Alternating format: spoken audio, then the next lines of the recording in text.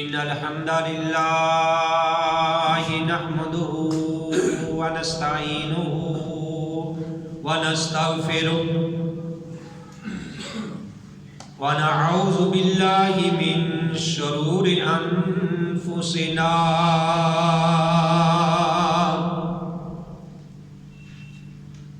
ومن سيئات أعمالنا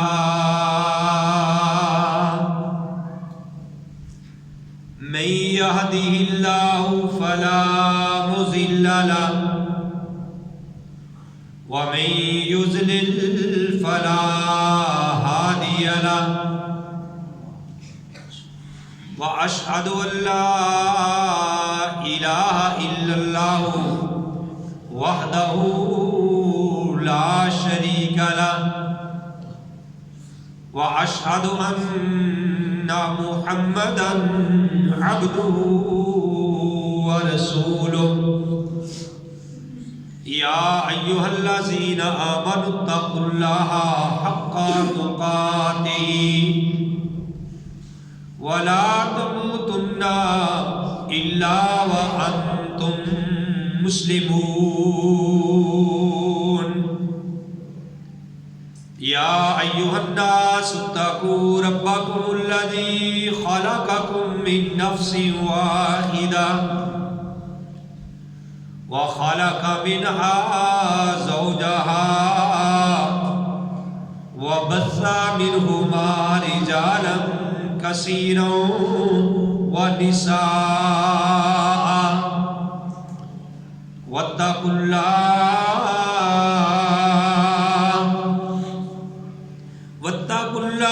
الذي تساءلون به والأرحام إن الله كان عليكم رقيبا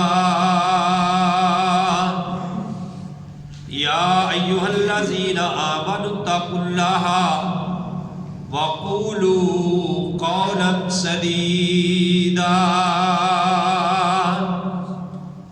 يصلح لكم أعمالكم ويغفر لكم ذنوبكم ومن يطع الله ورسوله فقد فاز فوزا عظيما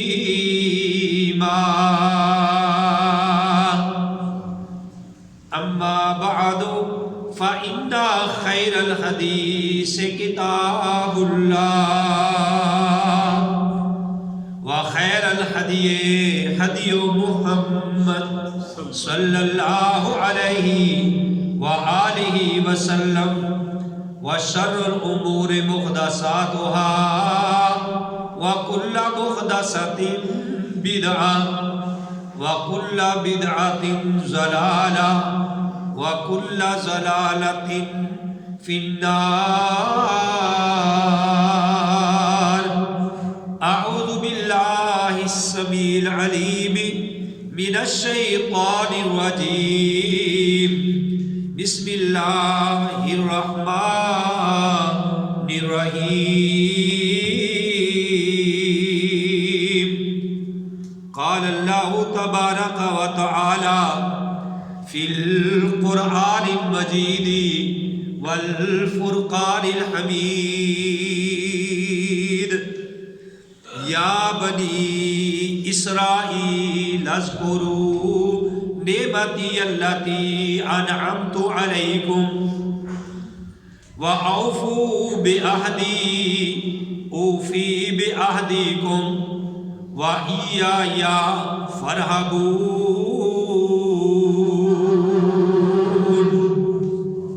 اے بنی اسرائیل، یاد کرو میری نعمت جو میں نے انعام کی تم پر، اور پورا کرو تم میرے وعدے کو، میں پورا کروں گا تمہارے وعدے کو، اور تم مجھ ہی سے ڈرو.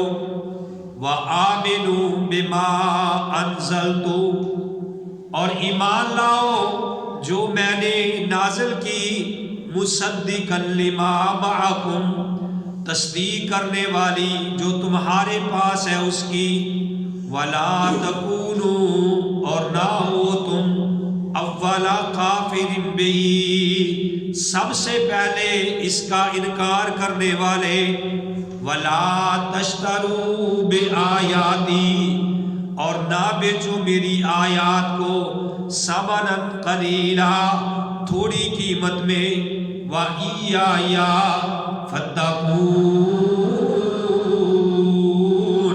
اور مجھ ہی سے تم ڈرو، وَلَا تَلْبِسُوا الْحَقَّ بِالْبَاطِلِ اور نہ ملاؤ سچ کو جھوٹ کے ساتھ، وَتَكْتُمُوا الْحَقَّ اور نہ چھپاؤ سچ کو، وَأَنْتُمْ تَعْلَمُونَ حالانکہ تم جانتے ہو۔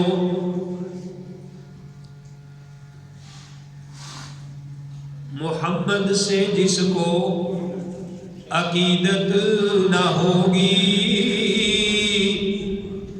سمجھ لو کہ قسمت میں جنت نہ ہوگی،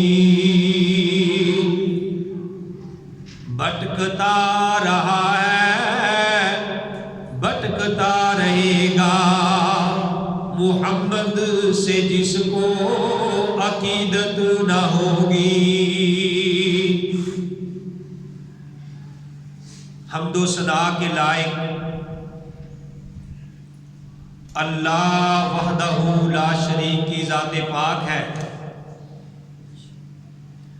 وہ اللہ جو رحمان ہے رحیم ہے، ان اللہ علی کل شیء قدیر ہے، فعال لما یرید ہے، واللہ علی کل شیء قدیر ہے۔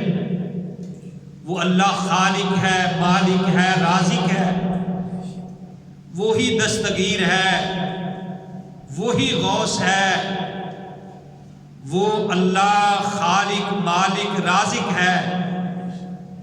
حمد و ثنا کے بعد لاکھوں اور کروڑوں درود السلام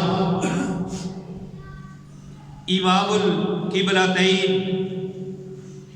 امام المبلغین، امام المؤمنین، امام کائنات، رہبر کائنات، امام اعظم، مرشد اعظم، آمنہ کے لال، عبداللہ کے در یتیم، ساری کائنات کے سردار محمد رسول اللہ صلی اللہ علیہ وآلہ وسلم کی ذات گرامی میں۔ محترم حضرات، اللہ کی توفیق سے سورہ البقرہ اس کا ترجمہ اور اس کی تفسیر آپ بھائیوں کے سامنے بیان کی جا رہی ہے۔ آج اللہ کی توفیق سے رکوع نمبر 5 اس کا ترجمہ اور اس کی تفسیر ہوگی۔ جو آیات کریمہ میں نے آپ کے سامنے تلاوت کی ہے، اس میں اللہ احکم الحاکمین نے بنی اسرائیل کو مخاطب کیا ہے۔ یہاں سے خطاب کا رخ عوام الناس کی بجائے بنی اسرائیل کی طرف اللہ نے کیا ہے۔ اب بنی اسرائیل کون تھے؟ اسرائیل کا معنی ہے عبداللہ، یعنی اللہ کا بندہ، اور یہ حضرت یعقوب علیہ السلام کا لقب تھا۔ بنی اسرائیل سے مراد ہے اولاد یعقوب، یعقوب علیہ السلام کی اولاد، ان کو بنی اسرائیل کہا گیا ہے۔ مدینے کے اندر چونکہ یہود کثرت کے ساتھ آباد تھے، ان کی بہت زیادہ وہاں تعداد تھی، چونکہ اسحاق علیہ السلام سے لے کر ان میں تقریباً 4000 نبی آ چکے تھے، 4000 نبی آ چکے تھے، اور یہ اس لیے بھی حسد کرتے تھے اسلام سے کہ وہ کہتے تھے کہ آنے والا نبی جو ہے یہ اسحاق علیہ السلام کی اولاد میں سے کیوں نہیں آیا، ان میں سے کیوں نہیں آیا۔ اس لیے مسلمانوں سے حسد رکھتے تھے، بغض رکھتے تھے، عناد رکھتے تھے، اور اپنے مشن سے یہ ہٹ چکے تھے۔ تو اللہ احکم الحاکمین نے ان کی طرف اشارہ پھر کیا، اور رخ اللہ نے ان کی طرف موڑا کہ یا بنی اسرائیل، اے بنی اسرائیل، اے اولاد یعقوب، اذکروا، یاد کرو، نعمتی، میری نعمت، اللاتی انعمت علیکم، جو میں نے تمہارے اوپر انعام کی، جو میں نے تمہارے اوپر انعام کی، وَأَوْفُوا بِعَهْدِي، اوفی بِعَهْدِكُمْ، تم میرا وعدہ پورا کرو، میں تمہارا وعدہ پورا کروں۔ اللہ ان کو کہہ رہے ہیں۔ اب ان کا وعدہ انہوں نے پورا کیا کرنا تھا کہ اللہ نے جو تورات ان کو دی تھی، اللہ نے کہا تھا کہ اس کے احکام کو مضبوطی کے ساتھ پکڑنا ہے، اس کے مطابق تم نے اپنی زندگی بسر کرنی ہے، اس کے مطابق تم نے چلنا ہے۔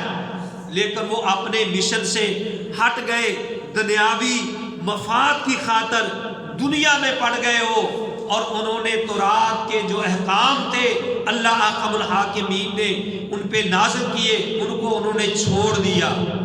اور اللہ کا وعدہ کیا تھا کہ اللہ کہتے ہیں کہ میں تمہارا وعدہ پورا کروں گا۔ اللہ کا وعدہ یہ تھا کہ ملک شام کے اوپر ہی تمہارا قبضہ رہے گا اگر تم تورات کو مضبوطی کے ساتھ پکڑے رکھو گے۔ اور انہوں نے پھر انکار کیا۔ اللہ نے کہا وَلَا تَكُونُوا، جو اللہ نے قرآن نازل کیا ہے، اللہ کہتے ہیں کہ وہ تورات کی تصدیق بھی کرتا ہے، لیکن تم وَلَا تَكُونُوا أَوَّلَ كَافِرٍ بِهِ، تم سب سے پہلے اس کا انکار کرنے والے نہ بنو۔ وَلَا تَشْتَرُوا بِآيَاتِي ثَمَنًا قَلِيلًا، اور میری آیات کو تھوڑی قیمت میں فروخت نہ کرو۔ وَإِيَّايَ فَاتَّقُونِ، اور مجھ ہی سے تم ڈرو۔ وہ اللہ کی آیات کو تھوڑی قیمت میں فروخت کرنے، جیسا کوئی مسئلہ پوچھتا اس کو تروڑ مروڑ کے وہ مسئلہ بیان کرتے تھے، وہ اللہ کے قرآن میں تحریف کرتے تھے۔ تحریف کی دو قسمیں ہیں، ایک تعریف معنوی ہے، ایک تعریف لفظی ہے۔ بعض دفعہ وہ الفاظ ہی تبدیل کر دیتے تھے، اور بعض دفعہ جو وہ معنی ہی تبدیل کر دیا کرتے تھے، ان میں یہ بات پائی جاتی تھی۔ تو اللہ حکم الحاکمین نے فرمایا وَلَا تَلْبِسُوا الْحَقَّ بِالْبَاطِلِ، تم نہ حق کو جو ہے وہ وَلَا تَلْبِسُوا الْحَقَّ بِالْبَاطِلِ، حق کو، سچ کو جھوٹ کے ساتھ نہ ملاؤ۔ وَلَا تَكْتُمُوا الْحَقَّ، اور تم حق کو، سچ کو نہ چھپاؤ۔ وَأَنْتُمْ تَعْلَمُونَ، حالانکہ تمہیں معلوم بھی ہے۔ وہ حق کو کیسے چھپاتے تھے کہ تورات کے اندر پیارے نبی علیہ السلام کی پیشین گوئیاں موجود تھی کہ میرا آخری نبی آئے گا، اس میں یہ علامتیں پائی جائیں گی، اس کی یہ نشانیاں ہوں گی۔ یہ قرآن کے، یہ تورات کے اندر سب کچھ پہلے اللہ نے بتایا تھا، ان کو یہ بات کہی تھی، لیکن انہوں نے جان بوجھ کے حق کو چھپایا، جان بوجھ کے انہوں نے جھوٹ کو سچ کے ساتھ گڑبڑ کی، ان کو سارا معلوم بھی تھا۔ اللہ حکم الحاکمین کہتے ہیں کہ تم سارا کچھ جانتے بھی ہو اور جان بوجھ کے تم سچ کو چھپاتے ہو۔ اور آگے فرمایا وَأَقِیمُوا الصَّلَاةَ وَآتُوا الزَّکَاةَ، نماز قائم کرو اور زکوٰۃ ادا کرو۔ وَارْكَعُوا مَعَ الرَّاكِعِينَ، اور تم رکوع کرو رکوع کرنے والوں کے ساتھ۔ کیوں کہ ان کے اندر جو ان کے احکام تھے، اس وقت نماز باجماعت کا اہتمام نہیں تھا۔ ان کے یعنی ان کی شریعت میں نماز جو تھی وہ باجماعت نہیں تھی، اور ان کی نماز میں رکوع بھی نہیں تھا۔ جو ان کی نماز کا طریقہ تھا اس میں رکوع بھی نہیں تھا۔ تو اللہ حکم الحاکمین نے فرمایا وَأَقِیمُوا الصَّلَاةَ، نماز قائم کرو، وآتوا الزکات، زکات ادا کرو، وہ زکات بھی نہیں دیتے تھے اور وہ سود کا کام جو تھا وہ عام کرتے تھے۔ اللہ نے کہا وَأَقِیمُوا الصَّلَاةَ وَآتُوا الزَّکَاةَ، نماز قائم کرو اور زکات ادا کرو۔ زکات ادا کرو گے اللہ تمہارے مال کو بھی پاک کر دے گا اور اللہ تمہارے دلوں کو بھی پاک کر دے گا۔ کہ وَارْكَعُوا مَعَ الرَّاكِعِينَ، اور رکوع کرو رکوع کرنے والوں کے ساتھ۔ یہاں باجماعت نماز کے بارے میں بھی کہا گیا ہے۔ یہ آیات مشترکہ ہے مسلمانوں کے لیے بھی اور ان یہودیوں کے لیے بھی۔ تو اللہ حکم الحاکمین نے فرمایا وَارْكَعُوا مَعَ الرَّاكِعِينَ، رکوع کرو رکوع کرنے والوں کے ساتھ۔ اسی لیے پیارے نبی علیہ الصلوۃ والسلام نے ارشاد فرمایا کہ جو نماز باجماعت ادا کی جائے، اور ایک نماز وہ ہے جو بندہ اکیلا ادا کرتا ہے، ایک نماز جو ہے وہ جماعت کے ساتھ باجماعت ادا کرتا ہے۔ پیارے نبی علیہ الصلوۃ والسلام نے ارشاد فرمایا کہ اس بندے کو جو باجماعت ادا نماز کرتا ہے اس بندے کو 27 نمازوں کا ثواب ملتا ہے۔ اس کو 27 نمازوں کا ثواب ملتا ہے، اور اکیلا جو پڑھے گا تو اس کو ایک ہی نماز کا ثواب ملے گا۔ اس لیے فرمایا وَارْكَعُوا، رکوع کرو مع الراکعین، رکوع کرنے والوں کے ساتھ۔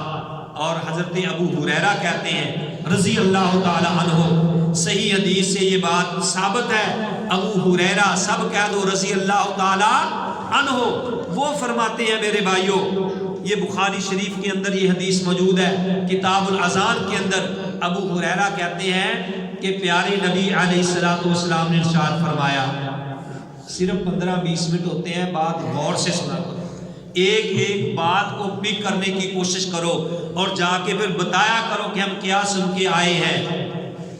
ابو ہریرہ رضی اللہ تعالیٰ عنہ کہتے ہیں کہ پیارے نبی علیہ الصلوۃ والسلام نے فرمایا، اے میرے صحابہ تمہارا کیا خیال ہے کہ ایک آدمی کے گھر کے آگے سے نہر جاری ہو، ایک آدمی کے گھر کے آگے نہر جاری ہو اور وہ بندہ اس نہر میں روزانہ 5 بار نہائے، روزانہ 5 بار نہائے، کیا خیال ہے کہ اس آدمی کے جسم کے اوپر میل کچیل باقی رہ جائے گی جو 5 بار نہر میں نہائے گا؟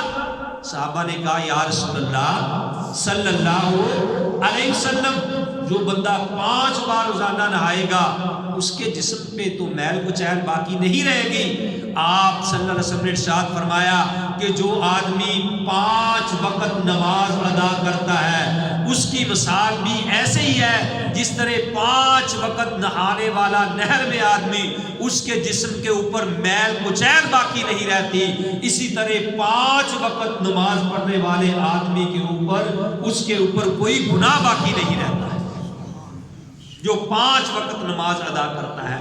میرے بھائیوں، پہلی نماز دوسری نماز کا کفارہ بن جاتی ہے۔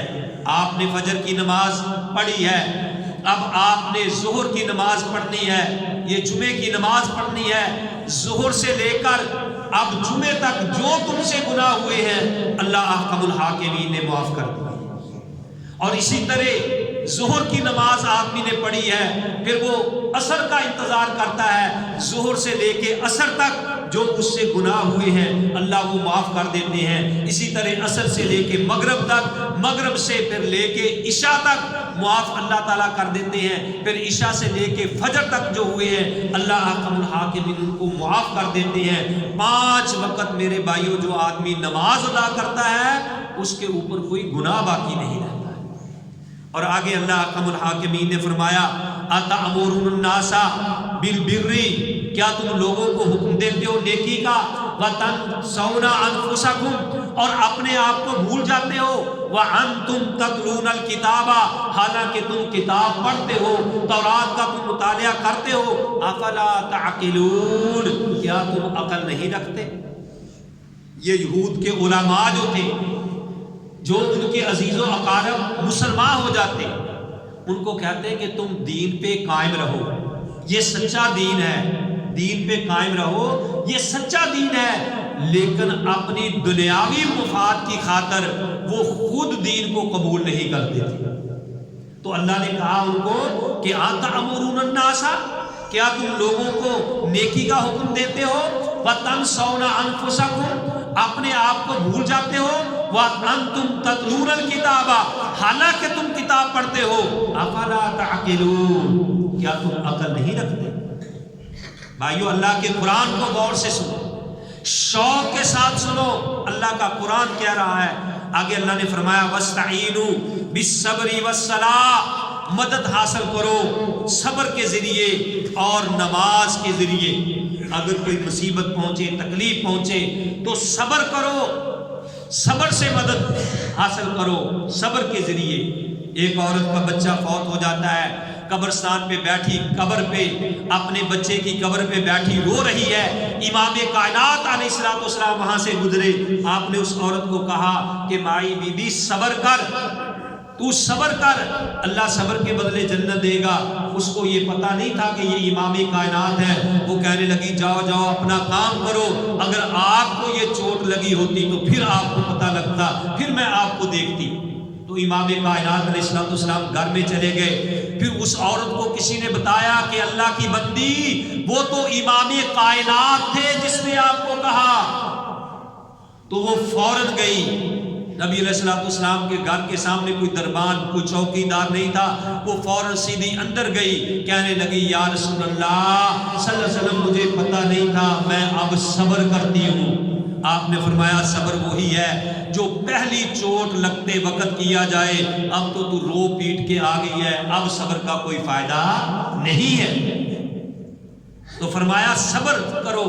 امام کائنات علیہ السلام کے پاس ایک عورت آئی، کہنے لگی اے اللہ کے رسول صلی اللہ علیہ وآلہ وسلم، مجھے مرگی کا دورہ پڑتا ہے، جب مجھے مرگی کا دورہ پڑتا ہے تو میں برہنہ ہو جاتی ہوں، میں ننگی ہو جاتی ہوں، مجھے کپڑوں کا بھی پتہ نہیں چلتا کہاں جاتے ہیں، آپ میرے لیے دعا کریں کہ اللہ تعالیٰ مجھے شفا نصیب فرما دے۔ امام کائنات کہتے ہیں کہ اے اللہ کی بندی تو صبر کر اپنی بیماری پہ، اللہ تجھے جنت دے گا، میں اللہ سے تجھے جنت لے کے دوں گا، صبر کر لو۔ تو اس نے کہا کہ یا رسول اللہ، اب اس کو یقین تھا کہ زمین و آسمان کا نظام درہم برہم ہو سکتا ہے، لیکن امام کائنات علیہ السلام کی زبان مبارک سے نکلی ہوئی بات غلط نہیں ہو سکتی۔ اس نے کہا اللہ کے رسول میں صبر کرتی ہوں، لیکن مجھے اتنی میرے لیے آپ دعا کر دیں کہ جب مجھے دورہ پڑے مرگی کا تو میرے کپڑے نہ اتریں، میں برہنہ نہ ہوں، میں ننگی نہ ہوں، کیونکہ مجھے بڑی شرم آتی ہے، وہ شرم و حیا والی عورت۔ حالانکہ اگر اس حالت میں کپڑے اتر جائیں تو اس کو گناہ نہیں ملے گا، کیونکہ یہ جنون کا عالم ہے، یعنی اس کو گناہ نہیں ہوگا، لیکن پھر بھی وہ اتنا کہہ رہی اللہ کے رسول دعا کیجئے کہ اگر مجھے دورہ پڑے تو میں ننگی نہ ہوں۔ آج تو ہماری ہوش والی عورتیں پردہ نہیں کرتی، آج تو ہوش میں ہیں تو میرے بھائیوں وہ شرم و حیا نہیں کرتی، وہ بے حیائی کی طرح پھرتی ہیں، لیکن وہ عورت کہہ رہی اللہ کے رسول میرے لیے دعا کر دو کہ میں ننگی نہ ہوں جب مجھے دورہ پڑے۔ امام کائنات علیہ السلام نے اللہ سے دعا کی، صحابی رسول فرماتے ہیں کہ اس کو دورہ پڑتا تھا لیکن اب وہ برہنہ نہیں ہوتی تھی، کپڑے اس کے ادھر ادھر نہیں ہوتے تھے، لیکن دورہ اس کو ضرور پڑتا تھا، کیونکہ امام کائنات نے کہا تھا کہ صبر کر، میں اس کے بدلے تجھے جنت لے کے دوں گا۔ تو میں قربان جاؤں، صحابہ کو بھی اتنا پیارے نبی کی بات پہ یقین تھا، صحابہ کہا کرتے تھے کہ اگر دنیا میں کسی جنتی عورت کو کسی نے دیکھنا ہے تو اس عورت کی طرف دیکھنا۔ تو اللہ کہتے ہیں، اللہ نے قرآن میں کہا ہے، اللہ نے کہا وَأَقِيمُوا الصَّلَاةَ وَآتُوا الزَّكَاةَ، نماز قائم کرو اور زکوٰۃ ادا کرو۔ آگے اللہ نے کہا أَتَأْمُرُونَ النَّاسَ بِالْبِرِّ وَتَنْسَوْنَ أَنفُسَكُمْ وَأَنْتُمْ تَتْلُونَ الْكِتَابَ أَفَلَا تَعْقِلُونَ وَاسْتَعِينُوا بِالصَّبْرِ وَالصَّلَاةِ، نماز مدد حاصل کرو نماز کے ذریعے اور صبر کے ذریعے۔ وَإِنَّهَا لَكَبِيرَةٌ، یاد رکھنا یہ نماز ادا کرنا یہ بہت بھاری بات ہے، إِلَّا عَلَى الْخَاشِعِينَ، مگر عاجزی کرنے والوں پر نہیں ہے۔ جن کو نماز میں مزہ آتا ہے، جو نمازوں کے اندر خشوع پیدا ہے جن کی نمازوں میں، ان کو پتہ کہ ہم اللہ کے سامنے کھڑے ہیں، ان کے لیے تو یہ نماز بھاری نہیں ہے، ورنہ دوسرے آدمیوں کے لیے نماز بہت بھاری ہے۔ بستر چھوڑ کے گرم گرم اٹھنا، اپنی نیند کو میرے بھائیوں خراب کر کے اٹھنا، یہ بہت بھاری بات ہے۔ لیکن جن کو نماز میں مزہ آتا ہے، جن کو پتہ ہے کہ ہم اللہ سے ملاقات کرنے جا رہے ہیں، اللہ کہتا کہ ان کے لیے یہ نماز بھاری نہیں ہے۔ آگے فرمایا الذین یظنون، جو لوگ یقین رکھتے ہیں کہ انہم ملاقو ربہم، کہ وہ اپنے رب سے، جن لوگوں کو یقین ہے، کیا الذین یظنون، جن کو یقین ہے کہ انہم ملاقو ربہم، کہ وہ اپنے رب سے ملاقات کرنے والے ہیں، وانہم الیہ راجعون، اور جن کو یقین ہے کہ اللہ ہی کی طرف لوٹ کے جانا ہے، ان کے لیے نماز یہ بھاری نہیں ہے، ان کو نماز پڑھنی ان کے لیے کوئی مسئلہ نہیں ہے، ان کو کسی قسم کی ٹینشن نہیں ہے۔ تو اللہ احکم الحاکمین نے میرے بھائیوں اس رکوع میں جو باتیں بتائی، وہ چیدہ باتیں میں نے آپ بھائیوں کے سامنے اللہ کی توفیق سے بیان کی ہے۔ تو میرے بھائیوں اس رکوع کا جو لب لباب ہے وہ آپ کے سامنے ہے، کہ یہ نہ سوچا جائے کہ صرف یہاں یہودوں کو ہی مخاطب کیا گیا ہے، بنی اسرائیل کو ہی مخاطب کیا گیا ہے۔ بعض آیات مشترکہ ہے جس میں ایمان والوں کو، اسلام والوں کو، مسلمانوں کو بھی مخاطب کیا گیا ہے کہ تم نماز قائم کرو، زکوٰۃ ادا کرو، اور ہمیشہ بات صحیح کرو، سچ کو جھوٹ کے ساتھ، جھوٹ کو سچ میں گڑبڑ نہ کرو، اور نماز قائم کرو، صبر سے کام لو، اللہ تعالیٰ صبر کرنے والوں کے ساتھ ہے۔ اور بندے کا یہ یقین ہونا چاہیے کہ میری اللہ کے ساتھ ملاقات ہونی ہے، اور جس کو یہ یقین ہو تو میرے بھائیوں پھر وہ اللہ کے سامنے جھکتا ہے، اللہ کے سامنے جھکتا ہے، اللہ کے سامنے وہ عاجزی کرتا ہے۔ اللہ احکم الحاکمین سے دعا ہے کہ جو میں نے سنایا آپ بھائیوں نے سنا، اللہ مجھے بھی اور آپ سب کو صحیح معنوں میں اس پہ عمل کرنے کی توفیق نصیب فرمائے۔ وما علیہ الا البلاغ۔